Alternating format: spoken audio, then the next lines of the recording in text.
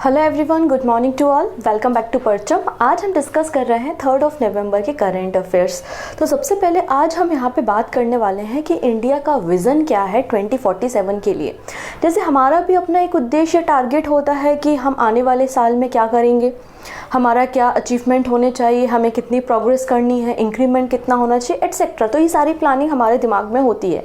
वैसे ही जब हमारी आज़ादी के 100 ईयर्स हो जाएंगे तो उन 100 सालों में हमारा क्या टारगेट होना चाहिए, हमारा क्या विज़न होना चाहिए, तो उसका भी एक टाइमलाइन होना ज़रूरी है, एक ब्लूप्रिंट होना ज़रूरी है। जब तक टारगेट डिसाइड नहीं होगा तो हम उस सेक्टर में काम कैसे करेंगे। तो ये रिस्पॉन्सिबिलिटी दी गई है नीति आयोग को, और नीति आयोग एक ड्राफ्ट तैयार कर रहा है जो आने वाले 3 महीने में 3 मंथ्स में पब्लिक कर दिया जाएगा, मतलब पब्लिक डोमेन में आ जाएगा, जनता के सामने आ जाएगा कि आखिरकार 2047 तक हमें क्या क्या करना है। तो सबसे पहला जो आज हमें न्यूज़ डिस्कस करना है वो यही करना है कि विज़न क्या है इंडिया का एट 2047, प्लान क्या है, बेसिकली इसके ऊपर हमें चर्चा करनी है। तो कुछ इंपॉर्टेंट हाइलाइट्स जो मुझे मिले हैं वो हम डिस्कस कर लेते हैं। जब फाइनल ड्राफ्ट आएगा 3 महीने के बाद पब्लिक डोमेन में, तो वापस से हम यहाँ पर डिस्कशन करेंगे। क्लियर इतनी चीज़ें। तो गवर्नमेंट यहाँ पे प्रिपेयर कर रही है और रिलीज़ करने वाली है विज़न इंडिया 2047 डॉक्यूमेंट, जो कि फोकस करता है कि भारत में आने वाले समय में क्या प्रोग्रेस होगी और किस तरीके से हम इंडिया को एक डेवलपिंग कंट्री से डेवलप्ड नेशन में कन्वर्ट कर पाएंगे। तो हमारा टारगेट 2047 तक है कि इंडिया को डेवलप्ड नेशन बनाना है। अभी हम कैसे नेशन है, अभी हम डेवलपिंग नेशन है, मतलब हम एक विकासशील देश है। हमें विकसित देश बनना है 2047 तक, और हमें इस मिडिल इनकम ट्रैप में नहीं फंसना है। हमें 2047 तक एक डेवलप्ड नेशन बनना है।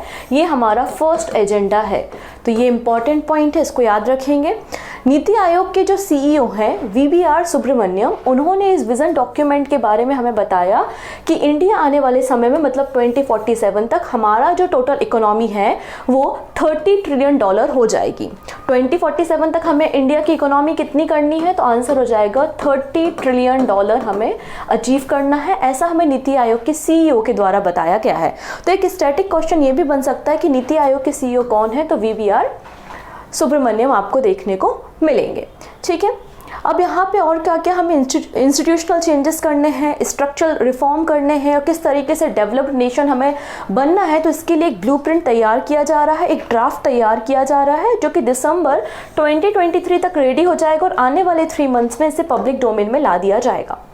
और क्या बातें यहाँ पर की गई हैं, तो कुछ और हाइलाइट्स हमको देखने को मिलेंगे। जैसे कि नीति आयोग के द्वारा कहा गया है, एक्सपर्ट्स ने ये प्रेडिक्ट किया है कि 2047 तक हमारा जो एक्सपोर्ट है, मतलब हमारा जो निर्यात है, एक्सपोर्ट है वो $8.67 ट्रिलियन का हो जाएगा। वहीं हमारा जो इंपोर्ट है वो $12.12 ट्रिलियन का होगा।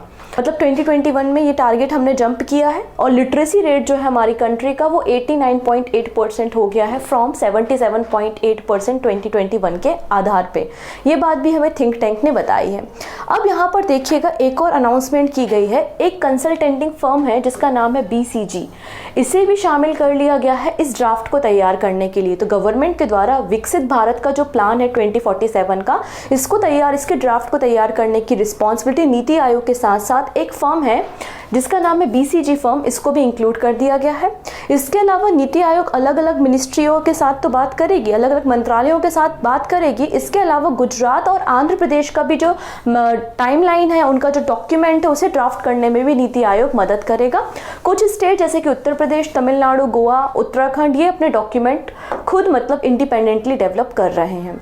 क्लियर, ये बात यहाँ पे कही गई है। तो अपकमिंग क्या एजेंडाज हैं 2047 के, नीति आयोग ने क्या कहा है, तो वो सारी बातें यहाँ पर इस ग्राफ में लिखी गई हैं। जब 3 महीने बाद ये ड्राफ्ट पब्लिक डोमेन में आ जाएगा तो हम वापस से इसके हाइलाइट्स को डिस्कस करेंगे। डन इतनी चीज़ें। चलिए, इसके अलावा एक छोटी सी इन्फॉर्मेशन है जो नए स्टूडेंट हैं उनको बता दूं कि SSC जनरल अवेयरनेस का टारगेट 2024 बैच हमने लॉन्च किया है SSC GA प्रिपरेशन के लिए। उसमें आपको ये सारे सब्जेक्ट्स मिल जाएंगे, रिकॉर्डेड वीडियोस होंगे, PDF भी अवेलेबल होंगी, PYQ के साथ आपको ये पूरा डॉक्यूमेंट मिलने वाला है। आप इंडिविजुअल कोर्स भी परचेस कर सकते हैं और कंप्लीट कोर्स को भी परचेस कर सकते हैं। लिंक आपको डिस्क्रिप्शन में मिल जाएगी। परचम के एप्लीकेशन से आप इस कोर्स को परचेस कर सकते हैं। इसके अलावा जो स्टूडेंट न्यू है उनके लिए एक और इन्फॉर्मेशन है कि हमारा एक एग्जाम गाइडेंस सेल है जिसका ये कॉन्टैक्ट नंबर है। अगर आपको सेंट्रल गवर्नमेंट के एग्जाम से रिलेटेड कोई भी डाउट है तो आप इस नंबर पर कॉल कर सकते हैं और ये परचम हेल्पलाइन नंबर है। अगर आपको कोर्स के रिगार्डिंग कोई भी डाउट है तो आप इस नंबर पर कॉल कर सकते हैं, लेकिन टाइमिंग जो है वो 2 to 4 ही रहेगी, 2 से 4 बजे के बीच में।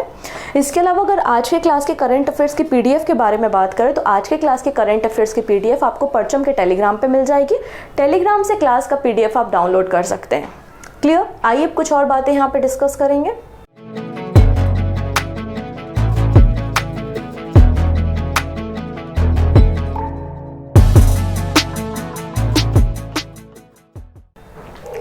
तो सबसे पहले यहाँ पे यूपीएससी ने जो डीजीपी होते हैं, राज्यों के जो राज्य पुलिस महानिदेशक होते हैं, उनकी अपॉइंटमेंट की जो गाइडलाइन है वो काफ़ी ज़्यादा टाइट कर दी, उनमें काफ़ी ज़्यादा स्ट्रिक्टनेस ला दी गई है। यूनियन पब्लिक सर्विस कमीशन के द्वारा जो गाइडलाइंस होती हैं अपॉइंटमेंट की, state director general of police मतलब डीजीपी, उसको यहाँ पे चेंज किया गया है और कुछ खास बातें यहाँ पे इंक्लूड की गई हैं। क्या है वो खास बातें और क्या चैलेंजेस आ रहे थे जिसके कारण इन गाइडलाइंस को और भी ज़्यादा टाइट किया गया है, उसके ऊपर हमें डिस्कस करना है। तो सबसे पहली बात तो यूपीएससी ने कहा है कि यार ये जो समय समय पे एडहॉक डीजीपी आप स्टेट गवर्नमेंट जो है वो एडहॉक बेसिस पे या इंटरिम बेसिस पे इंटरिम अपॉइंटमेंट करती, तो ये सब नहीं करना। सुप्रीम कोर्ट का वर्डिक्ट जो आया था उस वर्डिक्ट के ऊपर हम चर्चा करेंगे। तो सुप्रीम कोर्ट ने साफ तौर पे कहा था कि फुल टाइम जो 2 ईयर का फिक्स टर्म होता है डीजीपी का, तो 2 साल के लिए यहाँ अपॉइंटमेंट होनी है, एडहॉक बेसिस पे या इंटरिम अपॉइंटमेंट नहीं करनी। तो जनरली स्टेट गवर्नमेंट क्या कर रही थी, अपना जो फेवरेबल आपका जो पर्सन है, जो आईपीएस अधिकारी है, उसको यहाँ पर इंटरिम बेसिस पे या एडहॉक बेसिस पे अपॉइंट कर रही थी जिससे यूपीएससी का कोई भी इंटरफेरेंस ना हो। तो ये सारी चीजें गलत जा रही थी, इसलिए यूपीएससी ने यहाँ पे कुछ गाइडलाइंस इशू कर दी हैं और क्या कहा है कि जो एलिजिबल कैंडिडेट है जीडीपी जो आपका डीजीपी बनने की पोजीशन के लिए, तो उनके पास कम से कम 6 मंथ का समय होना चाहिए। मतलब उनका जो रिटायरमेंट की एज है उसका एक्टिव अगर आप देखें तो इनकी नौकरी का 6 मंथ होना चाहिए, मिनिमम 6 मंथ होना चाहिए। ऐसा नहीं कि 1 महीने बचा हुआ और आपने एडहॉक बेसिस पे डीजीपी अपॉइंट कर दिया और फिर नेक्स्ट मंथ फिर से वही समस्या खड़ी हो गई, फिर नए व्यक्ति को अपॉइंट कर रहे हो, तो ऐसा नहीं होना चाहिए। क्लियर है इतनी चीज़ें। नेक्स्ट बात यहाँ पे बोला है जिसके कारण क्या है, एक स्टेबिलिटी भी रहेगी, बार बार चेंज करने की ज़रूरत नहीं पड़ेगी। अब यहाँ पे एक और बात कही गई है कि गाइडलाइंस में कहा गया है कि पहले जो एक्सपीरियंस मांग रहे थे वो 30 इयर्स का एक्सपीरियंस मिनिमम रिक्वायर था, लेकिन अब इसको कम करके 25 ईयर ऑफ एक्सपीरियंस बताया जा रहा है जब किसी व्यक्ति को आप डीजीपी अपॉइंट करने वाले, किसी पर्सन को जब आप डीजीपी अपॉइंट करेंगे। इसके अलावा जो होता क्या है, जब अपॉइंटमेंट होती तो स्टेट, जिस स्टेट में डीजीपी का अपॉइंटमेंट होना है वो स्टेट गवर्नमेंट 3 आईपीएस अधिकारियों के नाम जो है वो यूपीएससी के पैनल को देती है और यूपीएससी पैनल के जो एक्सपर्ट कमेटी होती है वो बेसिकली उन 3 पर्सन्स के बीच में से एक व्यक्ति को सिलेक्ट करता है और वही व्यक्ति स्टेट का डीजीपी बनता है। इस तरीके से पूरी प्रोसीजर रन होती है। तो यहाँ पर बोला गया, लास्ट टाइम क्या किया गया था, केवल एक ही व्यक्ति का नाम रिकमेंड किया। जब एक ही व्यक्ति का नाम कमेटी के पास जाएगा, नागालैंड का आई थिंक वो केस था, जब एक ही व्यक्ति का नाम यूपीएससी की कमेटी के पास जाएगा तो ऑब्वियसली बात है यूपीएससी के जो पैनल होगा उनके पास और कोई चॉइस नहीं है। तो यहाँ पे बोला गया है कि मिनिमम आपको 3 कैंडिडेट्स तो बताने ही है, मतलब 3 कैंडिडेट्स के नाम आप हमको ऑफर करेंगे, रिकमेंड करेंगे और फिर यूपीएससी का पैनल उन्हें शॉर्टलिस्ट करेगा। क्लियर है इतनी चीजें। और यहाँ पे बोला जा रहा है कि जो एग्जिस्टिंग डीजीपी आपके स्टेट में है, अगर उनका रिटायरमेंट 6 महीने बाद होने वाला है तो उनकी रिटायरमेंट के 6 मंथ पहले, उनके टेन्योर कंप्लीट होने के 6 मंथ पहले ही आपको पैनल को ये रिकमेंडेशन भेजने हैं, 3 नामों को सुझाव देने हैं। क्लियर। अब यहाँ पे जो इम्पैनलमेंट कमेटी तैयार की गई है यूपीएससी के द्वारा, वो उसमें यूपीएससी के चेयरमैन रहेंगे, union home secretary, state chief secretary, state DGP और chief of central police organisation, ये सभी लोग तैयार रहेंगे इस पैनल में और जो रिकमेंडेशन स्टेट गवर्नमेंट ने भेजे उसके आधार पे, जो मेरिट होती है उसके आधार पे सिलेक्शन किया जाएगा।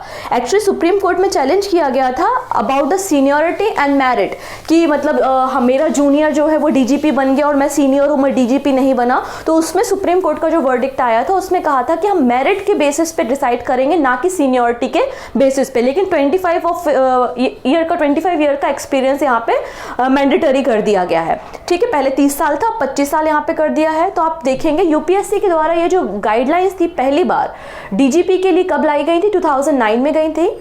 बेसिकली एक केस हुआ था जिसका नाम है Prakash Singh versus Union of India case, 2006 का केस है, और उसका ही जो वर्डिक्ट था उसके बाद यूपीएससी ने एक गाइडलाइंस तैयार की थी स्टेट के डीजीपी के अपॉइंटमेंट के लिए। 2009 में ये गाइडलाइंस आई गई थी। ठीक है, जिसमें फिक्स टेन्योर होता है 2 साल का डीजीपी का। ठीक है, और कुछ एक्सेप्शनल केसेस में टेन्योर को इंक्रीज किया जा सकता है। तो इश्यूज क्या है वो मैंने आपको पहले ही बता दिए। इंटरिम स्टेटस एक बहुत बड़ा इशू था, इसके अलावा सीनियरिटी और मेरिट इशू था, और extension of tenure, bar bar tenure का एक्सटेंड होना। ठीक है, तो ये कुछ इश्यूज थे जिसके कारण यहाँ पे सुप्रीम कोर्ट का वर्डिक्ट आया था, और ये कुछ टाइम गाइडलाइंस बेसिकली इशू की गई हैं यूपीएससी के द्वारा। नेक्स्ट है India's first ever lavender form is constructed in which state.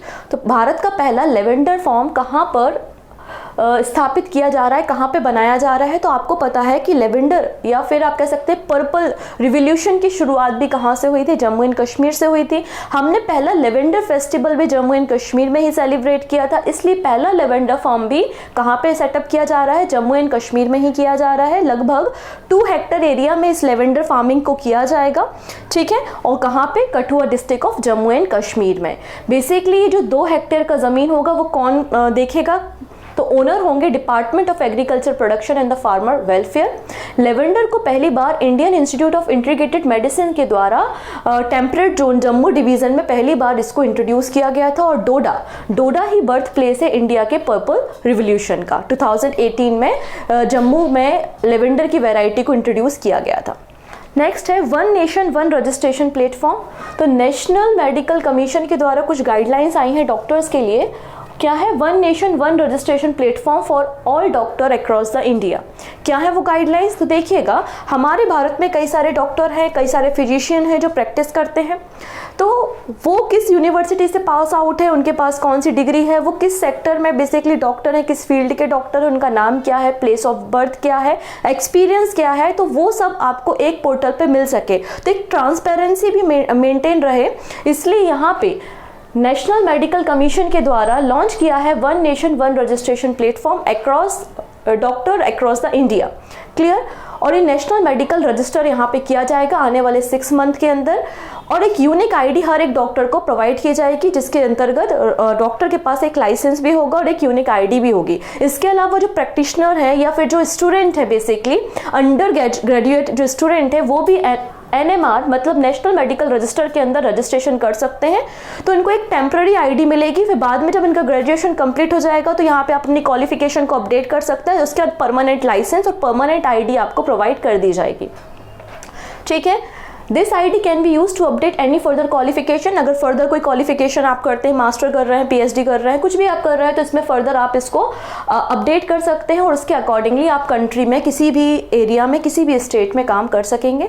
इसका मकसद क्या है, तो मकसद केवल ये है कि पब्लिक को इंफॉर्मेशन एक्सेस हो सके और कोई भी फ्रॉड केसेस यहाँ पे ना हो पाए, इसलिए ये सारा काम किया जा रहा है।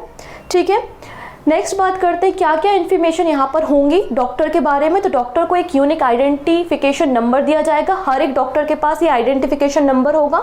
नेक्स्ट एक रजिस्ट्रेशन नंबर होगा डॉक्टर का, name and place of work होगा, क्वालिफिकेशन क्या है डॉक्टर का, किस फील्ड में वो स्पेशलाइज्ड है और किस यूनिवर्सिटी या इंस्टीट्यूट से इन्होंने क्वालिफिकेशन लिया है, मतलब डॉक्टरेट का टाइटल लिया है या उपाधि धारण की है, तो वो सारे इंस्टीट्यूट और यूनिवर्सिटी के नाम भी वहाँ पे मेंशन होंगे।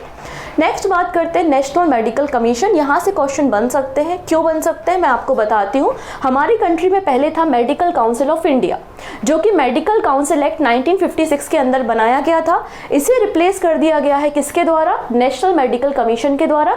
नेशनल मेडिकल कमीशन को बनाने के लिए पार्लियामेंट ने नेशनल मेडिकल कमीशन एक्ट 2019 में पास किया था। इसका मकसद क्या है, इसका काम है जितने भी हमारे मेडिकल से रिलेटेड एजुकेशनल इंस्टीट्यूट हैं और मेडिकल प्रोफेशनल हैं, उनको रेगुलेट करना बेसिकली नेशनल मेडिकल कमीशन का एजेंडा है या फंक्शन है।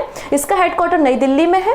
नेशनल मेडिकल कमीशन में 33 मेंबर होते हैं including the chairman, 10 x officio member है और 22 पार्ट टाइम मेंबर यहाँ पर होते हैं।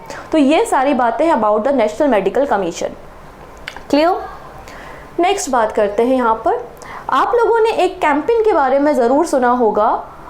क्या है वो कैंपेन, मेरी माटी मेरा देश, याद आया, मेरी माटी मेरा देश campaign as a part of आज़ादी का अमृत महोत्सव हमने स्टार्ट किया था। आज़ादी का अमृत महोत्सव हमने मार्च 2021 में स्टार्ट किया था, उसी का एक हिस्सा था मेरी माटी मेरा देश। ठीक है, इसके अंतर्गत जितने भी हमारे फ्रीडम फाइटर के विलेजेस रहे हैं, गांव रहे हैं ऑल ओवर द इंडिया, वहां से मिट्टी को इकट्ठा करके लाया जाएगा अमृत वाटिका के लिए। ठीक है, तो ये बातें आपको पता है।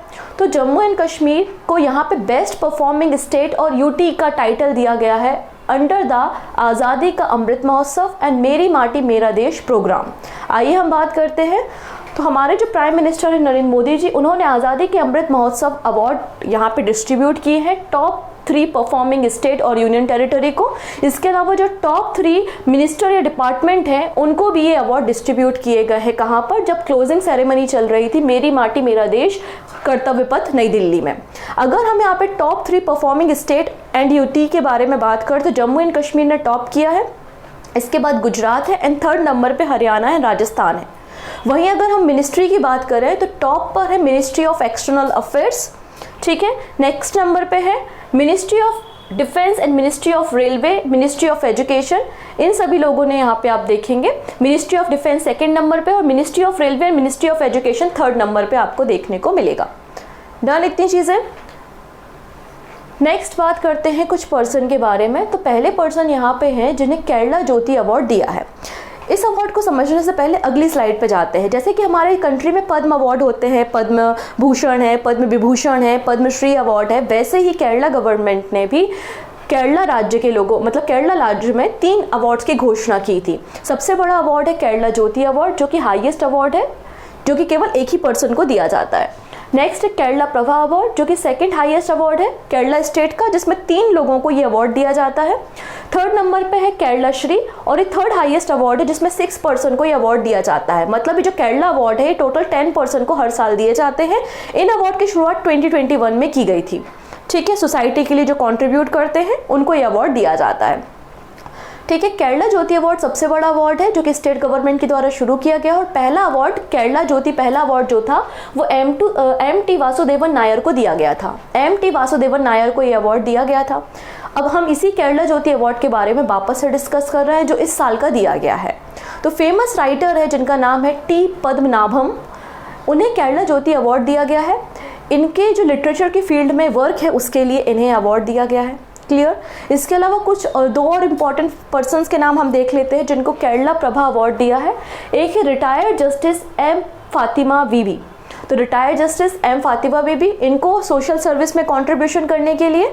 एंड नटराजा कृष्णमूर्ति जिनको सूर्य कृष्णमूर्ति के नाम से भी जानते हैं, इनको आर्ट की फील्ड में कंट्रीब्यूशन करने के लिए केरला प्रभा अवार्ड दिया है। तो केरला ज्योति सबसे बड़ा है, एक व्यक्ति को दिया जाएगा। केरला प्रभा 2nd नंबर पे 3 व्यक्तियों को दिया जाएगा और केरला श्री जो है वो 3rd नंबर पे है, 6 पर्सन को दिया जाएगा। तो टोटल केरला गवर्नमेंट के द्वारा 10 अवार्ड डिस्ट्रीब्यूट किए जाते हैं और इनकी शुरुआत 2021 में हुई थी। अगला जो अवार्ड है वो बहुत इंपॉर्टेंट है, क्वेश्चन एग्जाम में बन सकता है। मैं बात कर रही हूँ ब्रिटिश एकेडमी बुक प्राइज 2023 के बारे में। तो recently British Academy book prize 2023 दिए गए हैं और ये अवार्ड नंदिनी दास को मिला है। किसे मिला है ये अवार्ड? नंदिनी दास को मिला है और इनकी जो बुक है उसका नाम है courting India, England, Mughal India and the origin of empire. तो नंदिनी दास की ये बुक है जो आपको दिखाई दे रही है। इन्हें ब्रिटिश एकेडमी बुक प्राइज 2023 दिया गया है। ये जो अवार्ड है इसकी शुरुआत 2013 में की गई थी। नंदिनी दास जो है वो इंडियन बॉर्न ऑथर है जिनको यहाँ पर 2023 का ब्रिटिश एकेडमी बुक प्राइज दिया जा रहा है। इसमें आपको 25,000 पाउंड प्राइज मनी दी जाती है और जिन लोगों के नाम शॉर्टलिस्ट किए जाते हैं उनको 1,000 पाउंड ईच प्राइज मनी दिया जाता है। ठीक है, कुछ और व्यक्ति जो न्यूज़ में है पहले हम उनको देख लेते हैं। तो सबसे पहले यहाँ पे बात करते हैं 54th नंबर के इंडिया इंटरनेशनल फिल्म फेस्टिवल के बारे में। सो 54th नंबर के इंडिया इंटरनेशनल फिल्म फेस्टिवल 20 नवंबर से 28 नवंबर के बीच में होने हैं। कहाँ पे? गोवा में। ये लार्जेस्ट फिल्म इवेंट है साउथ एशिया का जिसकी शुरुआत 1952 में हुई थी। 1952 में शुरुआत की गई थी इंडिया इंटरनेशनल फिल्म फेस्टिवल की। और इसकी जो इंटरनेशनल जूरी पैनल है उसके हेड कौन है? तो फिल्म मेकर शेखर कपूर को बनाया गया है। ठीक है, नेक्स्ट बात करते हैं इंग्लैंड के क्रिकेट प्लेयर जिनका नाम है डेविड विले। इन्होंने अनाउंसमेंट कर दिया है कि वर्ल्ड कप खत्म होते ही, वर्ल्ड कप जैसे ही खत्म होगा वो रिटायरमेंट ले लेंगे। तो England cricket player David Bley has announce his retirement from international cricket after the world cup. Next है पाकिस्तान के फास्ट बॉलर जिनका नाम है अफरीदी, शाहीन अफरीदी, और इन्होंने ये फास्टेस्ट बॉलर बन गए हैं to take 100 wicket in the ODI cricket. तो ओडीआई क्रिकेट में सबसे फास्ट 100 विकेट लेने वाले ये बॉलर बन गए हैं। नेक्स्ट है दीपेश नंदा। दीपेश नंदा को सीईओ और एमडी अपॉइंट किया गया है टाटा पावर रिन्यूएबल एनर्जी का। नेक्स्ट पर्सन जो आपको पिक्चर दिखाई दे रही है, ये बांग्लादेश की जो प्राइम मिनिस्टर है ना, शेख हसीना, उनकी ये बेटी है जिनका नाम है साइमा वाजेद, और इन्हें वर्ल्ड हेल्थ ऑर्गेनाइजेशन मतलब WHO का regional director for south east Asia चुना गया है। तो वर्ल्ड हेल्थ ऑर्गेनाइजेशन मतलब WHO का regional director for south east Asia किसे चुना गया है? तो आंसर हो जाएगा साइमा वाजेद को चुना गया है, जो कि बांग्लादेश से है। ठीक है, नेक्स्ट एक और रिपोर्ट यहाँ पे ministry of road transport and highway के द्वारा सामने आई है। क्या है वो रिपोर्ट? तो यहाँ पे बोला गया है कि इंडिया की कंडीशन काफ़ी ज़्यादा क्रिटिकल है, अलार्मिंग है, और भारत में लगातार जो रोड एक्सीडेंट हैं और रोड एक्सीडेंट से होने वाली जो कॉजिलिटी हैं, जो डेथ रेट है, वो भी इंक्रीज होते जा रहे हैं। और इस रिपोर्ट को पब्लिश किया है Ministry of road transport and highway के द्वारा। क्या बताया गया? बताया गया कि भारत में हर एक घंटे में 19 जो है पर्सन जो उनकी डेथ हो रही है, हर एक घंटे में 19% की डेथ रोड एक्सीडेंट के कारण हो रही है। और मोस्ट ऑफ द जो केसेस हैं वो आपके यूथ है, मतलब 18 से लेकर जो 45 ईयर्स के लोग हैं उनकी एक्सीडेंट में डेथ ज़्यादातर हो रही है। और मैक्सिमम जो रीज़न है वो है हाई स्पीड, ज़्यादा स्पीड में गाड़ी चलाना, और मैक्सिमम जो एक्सीडेंट्स हो रहे हैं वो बाइक एक्सीडेंट ज़्यादा रजिस्टर किए गए हैं, उसके बाद कार एक्सीडेंट्स हैं। क्लियर? तो 18 से 45 एज ग्रुप के लोगों का एक्सीडेंट बहुत ज़्यादा हो रहा है, और हर एक घंटे में 19 लोगों की डेथ हो रही है। और भारत में जो रोड एक्सीडेंट है वो 12% यहाँ पर इंक्रीज़ हुए हैं। 4.6 लाख यहाँ पे एक्सीडेंट रजिस्टर किए गए हैं 2022 में। क्लियर है इतनी चीज़ें? और हर एक घंटे जो है 53 रोड एक्सीडेंट हो रहे हैं, हर एक घंटे 53 रोड एक्सीडेंट भारत में हो रहे हैं। नितिन गडकरी जी जो कि हमारे ministry of road transport and highway को संभालते हैं, उन्होंने कहा है कि भारत का टारगेट है कि जो एक्सीडेंट रेट है उनको हाफ करना है। कब तक हाफ करना है? 2024, मतलब नेक्स्ट ईयर तक हमें इन रेट को हाफ करना है। क्लियर है इतनी चीज़ें? चलिए, और क्या बातें की गई? कहा गया कि उत्तर प्रदेश में हाईएस्ट शेयर है डेथ रेट। तो एक्सीडेंट में होने वाली जो डेथ है वो सबसे ज़्यादा कहाँ हो रही है? यूपी में, फिर तमिलनाडु में, देन महाराष्ट्र में है। डन इतनी चीज़ें? तो ये रिपोर्ट में आया है। नेक्स्ट बात करते हैं, 1 नवंबर को हमने कई सारे स्टेट का फॉर्मेशन डे सेलिब्रेट किया, वहीं था हरियाणा भी। हरियाणा का भी जो फाउंडेशन डे है वो 1 नवंबर है। 1 नवंबर 1966 मतलब 1 नवंबर 1966 को पंजाब से अलग होकर हरियाणा राज्य का फॉर्मेशन हुआ था। सो हरियाणा के चीफ मिनिस्टर की फोटो आपको दिखाई दे रही है जिनका नाम है मनोहर लाल खट्टर, और इन्होंने recently 2 health care initiative launch किए हैं हरियाणा के फाउंडेशन डे पे। कौन से है वो इनिशिएटिव? तो पहला है, इन्होंने आयुष्मान भारत चिरायु हरियाणा योजना को एक्सटेंड किया है और कैशलेस हेल्थ फैसिलिटी की शुरुआत की है। ये जो कैशलेस हेल्थ फैसिलिटी है ये सारे के सारे गवर्नमेंट एम्प्लॉय, पेंशनर्स और जो जर्नलिस्ट हैं उनके लिए है। ठीक है इतनी चीज़ें, और हरियाणा दिवस को यहाँ पे सेलिब्रेट किया गया। अब क्या है ये आयुष्मान भारत चिरायु हरियाणा योजना? तो आप लोग ने आयुष्मान भारत स्कीम के बारे में सुना होगा। तो आयुष्मान भारत जो स्कीम है, या प्रधानमंत्री आयुष्मान भारत जो स्कीम है उसी का ही एक वर्जन है आयुष्मान भारत चिरायु हरियाणा योजना, और इस स्कीम को 21 नवंबर 2020 में लॉन्च किया गया था। यहाँ पे जो चिरायु वर्ड है इसका फुल फॉर्म क्या है? तो चिरायु का मतलब है comprehensive health insurance of Antyodaya unit. ठीक है, इसके अंतर्गत पहले क्या होता था, कोई भी फैमिली है जिसकी फैमिली इनकम 1.8 लाख रुपए है उनको ये बेनिफिट दिया जाता था। अब इसको बढ़ाकर 3 लाख रुपए कर दिया है, जिससे ज़्यादा से ज़्यादा फैमिलीज को कवर किया जा सकेगा, और इसके अंतर्गत 5 लाख रुपए का फ्री ट्रीटमेंट रजिस्टर हॉस्पिटल में प्रोवाइड किया जाएगा। ठीक है, नेक्स्ट है प्रोजेक्ट कुश। क्या है ये प्रोजेक्ट कुश? जिसको हैंडल कर रहा है DRDO। जैसे कि आप लोग ने इजराइल के आयरन डोम सिस्टम के बारे में डेफिनेटली सुना होगा। आयरन डोम क्या करता है? बेसिकली कोई भी जो मिसाइल या ड्रोन अटैक होता है तो वो ईजिली उसको डिटेक्ट कर देता है और डिस्ट्रॉय भी कर देता है। तो भारत भी कोशिश कर रहा है एक इंडिजीनियसली आयरन डोम सिस्टम डिज़ाइन करने की और इसको 2028 तक डिप्लॉय कर दिया जाएगा। तो इंडिया का एम क्या है? Iron dome made in India technology से डिज़ाइन करना और 2028 तक इसको डिप्लॉय कर देना। ठीक है, इसमें आपने long range air defence system का इस्तेमाल किया है और इसे 2028-29 तक डिप्लॉय किया जाएगा। इसमें आपको long range surface to air missile system भी देखने को मिलेंगे और ये सारी चीज़ें प्रोजेक्ट कुश के अंदर है, जिसको DRDO के द्वारा तैयार किया जा रहा है और रशिया का जो S-400 सिस्टम हम इस्तेमाल करते हैं उसका भी रिप्लेसमेंट तैयार किया जा रहा है। तो India is on track, India जो है वो रास्ते पे है, बिल्कुल अपनी टाइमलाइन के अकॉर्डिंगली चल रहा है और ये long range air defence system को 2028-29 तक तैयार कर देगा। ये जो सिस्टम है डिटेक्ट एंड डिस्ट्रॉय सिस्टम है, जो हमारे फाइटर जेट्स है, एयरक्राफ्ट, ड्रोन है या कोई missile attack, cruise missile attack होता है तो उनको आसानी से डिटेक्ट कर सकता है अप टू द 350 किलोमीटर। ठीक है, और DRDO को फुल फॉर्म तो पता ही है, defence research and development organisation. चलिए अब एक शब्द के बारे में चर्चा करते हैं जिसका नाम है वेज बॉल। तो पहला क्वेश्चन तो यही बनता है कि वेज बॉल शब्द का रिलेशन किससे है? तो ये स्पोर्ट की टर्मिनोलॉजी है और इसका रिलेशन क्रिकेट से है। इसका रिलेशन किससे है? क्रिकेट से है। बेसिकली एक स्टाइल है टेस्ट क्रिकेट की, जब जो बैटिंग करने वाली साइड होती है वो बहुत एग्रेसिवली मैनर में बैटिंग करती है।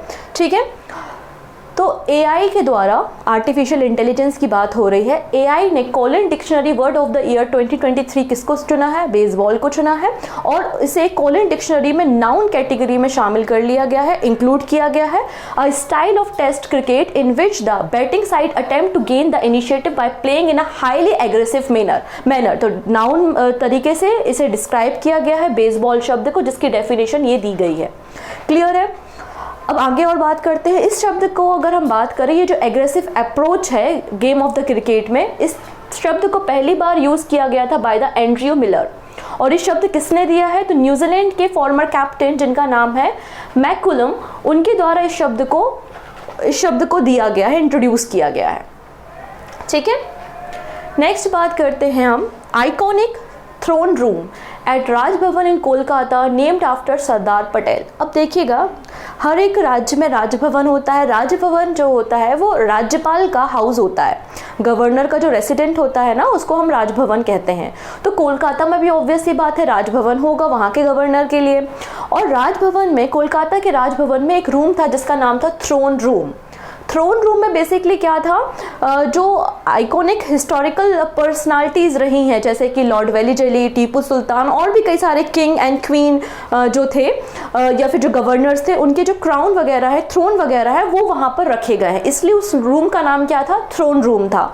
लेकिन अभी 31 अक्टूबर को जब हमने यूनिटी डे सेलिब्रेट किया, सरदार वल्लभ भाई पटेल जी की बर्थ एनिवर्सरी को सेलिब्रेट किया, तो उस थ्रोन रूम का नाम चेंज करके क्या कर दिया गया है? सरदार वल्लभ भाई पटेल के नाम पे रख दिया गया है, जो कि हमारी कंट्री के इंडिपेंडेंट इंडिया के पहले होम मिनिस्टर थे, पहले गृह मंत्री के रूप में काम कर रहे थे। इसके अलावा यहाँ पे एक और बात की गई है, गवर्नर के द्वारा, जो गवर्नर है वेस्ट बंगाल के, उनके द्वारा एक और फैसला लिया गया है कि सरदार पटेल जी के नाम पे कैलकाटा यूनिवर्सिटी में एक चेयर तैयार की जाएगी और जिसके चेयरमैन कौन होंगे? खुद चांसलर होंगे। ठीक है, अब इस रूम में क्या क्या है? तो उस थ्रोन रूम में थ्रोन के अलावा आप देखेंगे ऑयल पेंटिंग है महात्मा गांधी जी की, सुभाष चंद्र बोस जी, जवाहरलाल नेहरू जी, फॉर्मर वेस्ट बंगाल के चीफ मिनिस्टर BC रॉय आदि लोगों की यहाँ पर आपको ऑयल पेंटिंग देखने को मिलेगी। इसके अलावा महात्मा गांधी जी का जो कलश था जिसमें उनकी अस्थियां रखी गई थी, तो उस कलश जिसमें उनकी अस्थियों को लाया गया था, वो कलश भी आपको देखने को मिलेगा इस थ्रोन रूम में। गवर्नर कौन है वेस्ट बंगाल के? तो अभी है CB आनंदा बोस और इस नए रूम का नाम है सरदार वल्लभ भाई पटेल यूनिटी रूम। डन। तो ये आज के करेंट अफेयर्स थे। अब हम बात करते हैं अंत में कुछ क्वेश्चंस के बारे में। सो पहला क्वेश्चन है कि कौन सा प्लेटफॉर्म लॉन्च किया गया है प्राइम मिनिस्टर मोदी के द्वारा on the national unity day? तो मेरा युवा भारत, मैंने इसके बारे में आपको पहले बताया था, ऑप्शन ए बिल्कुल करेक्ट हो जाएगा। प्रोजेक्ट कुश, जिसके अंदर हम इंडिया की long range air defence system project को तैयार कर रहे हैं। कौन इसे देख रहा है? तो DRDO। नेक्स्ट बात करते हैं विजन इंडिया एट 2047 प्लान को रिव्यू करना है, उसका ड्राफ्ट तैयार करने की रिस्पॉन्सिबिलिटी किसकी है? तो नीति आयोग की है। ऑप्शन भी बिल्कुल सही हो जाएगा। सिटी ऑफ लिटरेचर यूनेस्को ने किसे शामिल किया है लिस्ट में? तो आंसर हो जाएगा कोझिकोड को, केरला में। और ग्वालियर म्यूजिक कैटेगरी में है। What is the theme of world food India 2023? तो वर्ल्ड फूड इंडिया जो है वो 3 नवंबर से 5 नवंबर के बीच में न्यू दिल्ली में होना है और जिसकी थीम क्या है? Processing for prosperity, option C. Second Rohini Nayar prize किसे दिया गया है? तो आंसर हो जाएगा यहाँ पे दीनानाथ राजपूत, ऑप्शन यहाँ पे ए करेक्ट है। नेक्स्ट बात करते हैं, कौन सी कंट्री है जो कि उत्तराखंड के हंगर प्रोजेक्ट को फाइनेंशियल सपोर्ट प्रोवाइड कर रही है? आंसर है Norway, option A. US house of representative के नए स्पीकर किसे चुना गया है? तो माइक जॉनसन को चुना गया है, option C. This is the question of the day. Recently Banni festival news में था जिसमें काफ़ी लोग इंजर्ड भी हुए थे। मैंने आपको इस फेस्टिवल के बारे में बताया था। आप मुझे बताइए किस स्टेट का ये फेस्टिवल है। 4 राज्यों के नाम आपको दिखाई दे रहे हैं, जो भी आपको सही लगता है आप हमें कमेंट में दीजिएगा आंसर। बाकी सारी बातें आने वाले वीडियो में करते हैं। So take care and bye bye.